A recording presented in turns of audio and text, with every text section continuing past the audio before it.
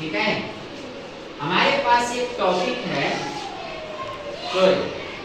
तो कोई भी आपसे पूछे, ठीक है, कि सूर्य क्या है, तो आप क्या बोलेंगे? सूर्य एक तारा है। सूर्य क्या है? एक तारा है, ठीक है ना। दूसरा क्या बोलिएगा? इसके पास अपना प्रकाश होता है। ये दो विशेषता इसकी याद रखिएगा। सूर्य एक तारा है और इसके पास अपना प्रकाश। अब सवाल उठता है कि सूर्य के पास इतना प्रकाश अपना आया कहां से? ये एक बहुत बड़ा सवाल है। तो बच्चों, आप 8वां क्लास के बच्चे हैं, आपको आपके समझ के अनुसार थोड़ा सा मैं बात सूर्य के बारे में बता रहा हूं। आज से हजारों वर्ष पहले, जब विज्ञान एवं तकनीक नहीं था, यानी साइंस नहीं थी, टेक्नोलॉजी नहीं थी, तो इस धरती के लोग कोयला खुदाई करना सीख गए थे। बहुत पहले की बात है। कोयला लोग शुरू से ही तोड़ता था, निकालता था खानों से, और धरती पर लकड़ी जलाने से और बहुत सारी चीजें को जलाने से जो प्रकाश मिलती है, उससे कहीं ज्यादा कोयला को जलाने से प्रकाश मिलता था, यानी गर्मी, उष्मा।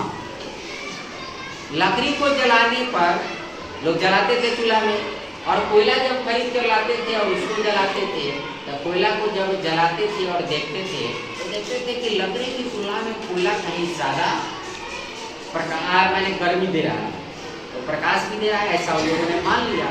तो लोग सोचते सोचते यह मान लिया कि सूर्य जो है एक बहुत बड़ा गोला है जिसमें कोयला भरा हुआ है। क्या उन लोगों ने मान लिया? सूर्य एक बहुत बड़ा गोला है जिसमें कोयला ठूस के बड़ा हो जाए। भाई, मानव अस्तित्व उतनी ज्ञान नहीं थी, ठीक है ना। आप छोटे बच्चे थे, ठीक है ना। आशिक बाबू, आपका नाम है आशिक, ज्यादा आशिकी कीजिएगा नहीं। तो एक बात बनाइए, ऐसे उम्र आपका आशिकी का हो गया, किशोरावस्था में आप प्रवेश कर रहे हैं, तो ज़्यादा आशिकी नहीं कीजिएगा। लेकिन एक बात बताइए कि आप आज आपका उम्र हो गया है, तो आप किशोरावस्था में है, तो कोई लड़की मुस्कुरा देगी तो आपको को भी दिल में बड़ा गुदगुदी होगा, ठीक है ना। आप पहला क्लास में उधर लड़का लड़की जोड़े बैठल होगा, वो एक दूसरे के साथ खेल रहा है, हंस रहा है, और उसको कोई गम नहीं है। क्या वो एक दूसरे को मुस्कुरा कर प्यार समझेगा? नहीं समझेगा। लेकिन आप क्या समझिएगा, आप वो मुस्कुरा रही है, क्या बात है भाई। चाहे लड़की देखेगा, लड़का को मुस्कुरा रहा है, इशारा, क्या बात है। इशारे समझने लगते हैं। क्यों समझने लगे भाई? क्योंकि पहला क्लास में आपको नहीं समझते थे, क्योंकि उस समय इस भावना को आप नहीं जानते थे। आपकी उम्र कम थी, आपके शरीर में बहुत सारी चीजें बदलाव नहीं थे, आपके बुद्धि का उतना विकास नहीं हुआ था। और अब हो गया, आप दुनियादारी समझने लगे, और 9th-10th में जाकर थोड़ा सा खुरापाती और कीजिएगा। और खुरापाती करते करते माता पिता का क्या होगा कि अगर ठोकाई लग गया, 2-4 हाथ लग गया, तो संभलने की कोशिश कीजिएगा। नहीं तो पिताजी की डर आपके दिल में नहीं समाया, या कि किसी टीचर का, तो बस अब बहते हुए रास्ते पर चले जाइएगा और बढ़ते जाइएगा। खैर, एनीवे जो भी हो, सामाजिक और ये मानवीय प्रवृत्ति है। लेकिन एक बात ये मुझे बताइए कि आप सभी पहला क्लास में किसी चीज को नहीं समझ रहे थे, उस चीज को यहाँ आते आते समझने लगे, और 2 साल बाद और ज्यादा समझिएगा, और 2-4 साल बाद और ज्यादा समझिएगा, ठीक है ना। क्यों ऐसा होने लगा?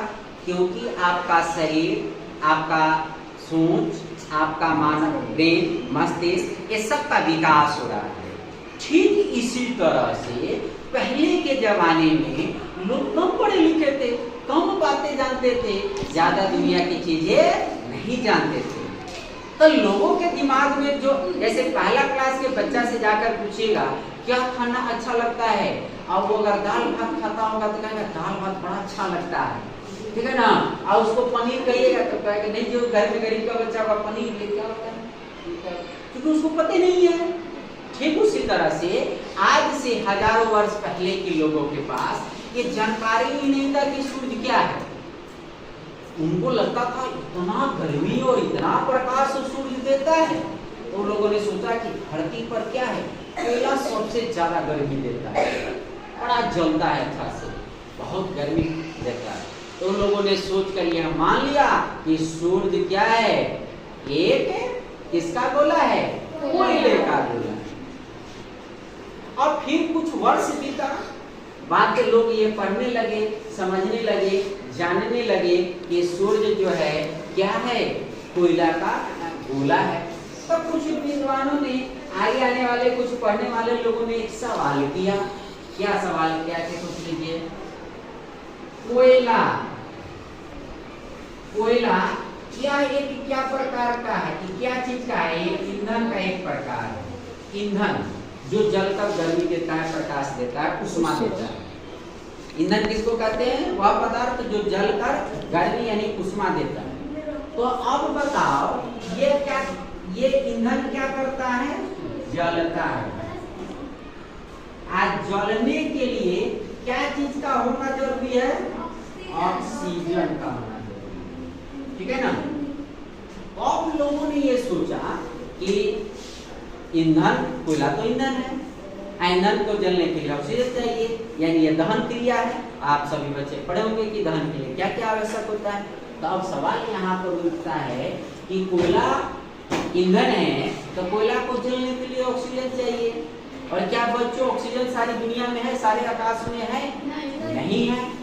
ऑक्सीजन पृथ्वी पर ही है अभी तक ज्ञात स्रोतों के अनुसार। तो दूसरे जगह पर ऑक्सीजन नहीं है, तो फिर कोयला का है सूर्य का, सूर्य यानी कोयला का बना हुआ है, तो उतना ऑक्सीजन है कि उतना जल रहा है। यह आश्चर्य की बात है। ये माने ऐसा लग रहा है कि ये बात सत्य न हो। फिर कुछ और विद्वानों ने कहा कि अच्छा एक बात बताइए, कोयला का गोला है तो कोयला में इतना ताकत है कि सूर्य करोड़ों किलोमीटर दूर है, वहां से इतनी गर्मी यहाँ तक भेज देगा।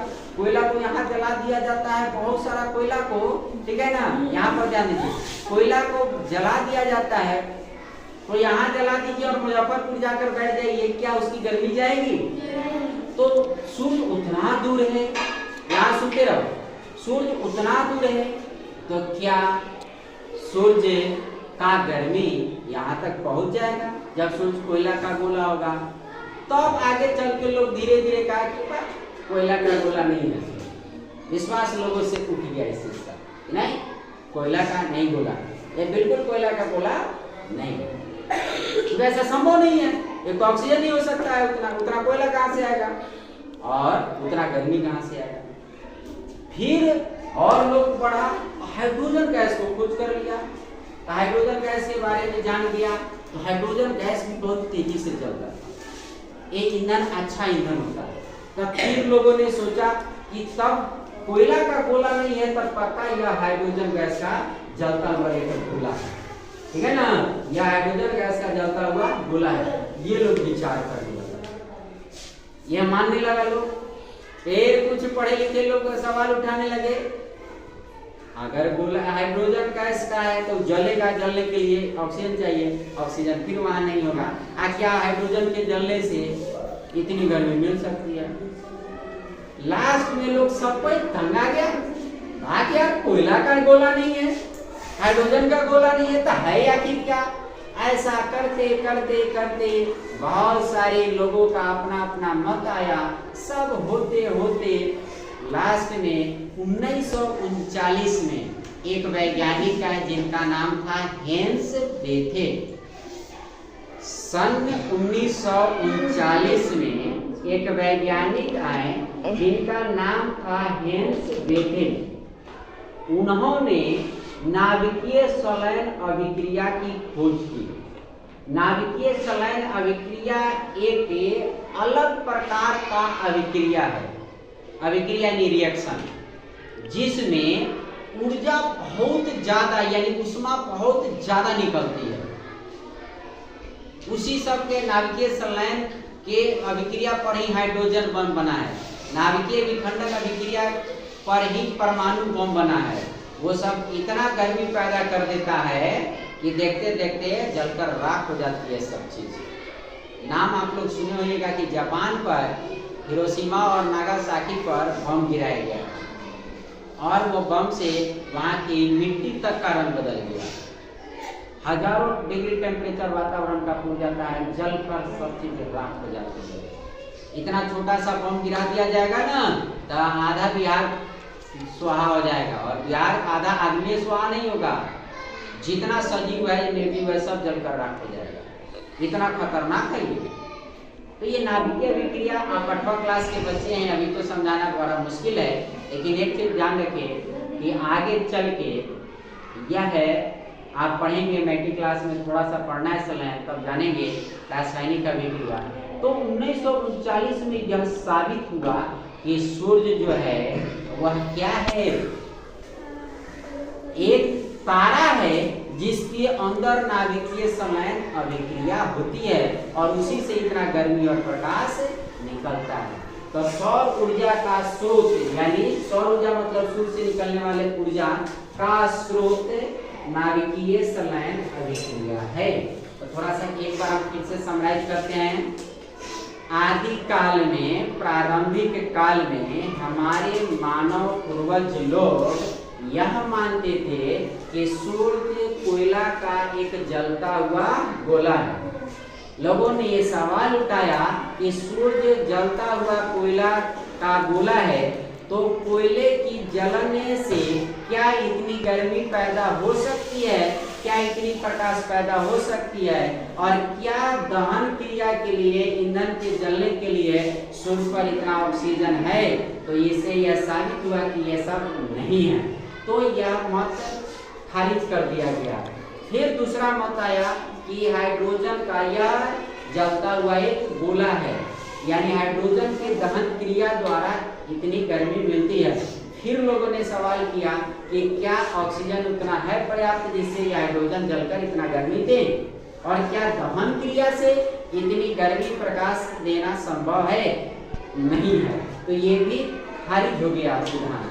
तब आधुनिक काल में जब हेंस बेथे के द्वारा सन 1939 ईस्वी में नाभिकीय संलयन अभिक्रिया की खोज की गई और यह पता लगाया गया कि सभी आकाशीय तारों में, तारा ग्रह नहीं उपग्रह नहीं, सभी आकाशीय तारों में क्या होता है, नाभिकीय संलयन अभिक्रिया होता है, और इसी अभिक्रिया की वजह से इतनी पर्याप्त मात्रा में गर्मी और प्रकाश निकलती है। तब लोगों की सोच बदल गई, हमारे संसार की सोच बदली, और आज इस पर नए नए अनुसंधान हो रहे हैं, रिसर्च हो रहे हैं, और आज के रिसर्च से यह पता चला है कि सूर्य भी एक प्रकार का तारा है। अब ये तारे निर्माण किन चीज से होते हैं, तो तारे निर्माण हाइड्रोजन गैस से ही होते हैं। तारों का निर्माण किस गैस से होता है, हाइड्रोजन गैस से होता है, और उसके अंदर कौन अभिक्रिया होती है, नाभिकीय संलयन अभिक्रिया होती है, और इस संलयन अभिक्रिया के परिणाम स्वरूप बहुत अधिक मात्रा में ऊष्मा और प्रकाश निकलता है। तो आप सूर्य के धूप में जो बाहर निकल कर आप बैठिएगा और वहां पर आप देखिएगा कि बहुत गर्मी लग रही है, तो उस गर्मी की वजह, वो किस वजह से वो पैदा लिया है सूर्य के अंदर, उसका कारण क्या है, नाभिकीय संलयन अभिक्रिया। ठीक है, इतने ही याद रखना।